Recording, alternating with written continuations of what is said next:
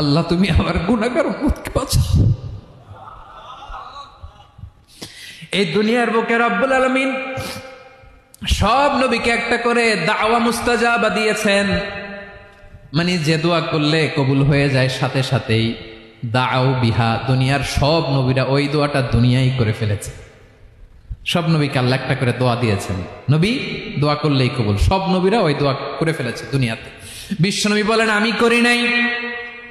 ওয়া ইন্নী আখতাবিউ দাওয়াতি শাফাআতান লি উম্মতি ইয়াউমাল কিয়ামাহ, আমার ওই স্পেশাল দোয়াটা আমি দুনিয়ার বুকে কঠিন বিপদে পড়েও কোনোদিন করি নাই। আমি আমার স্পেশাল দোয়াটা কিয়ামতের দিন আমার গুনাহগার উম্মতকে সুপারিশের জন্য রেখে দিয়েছি।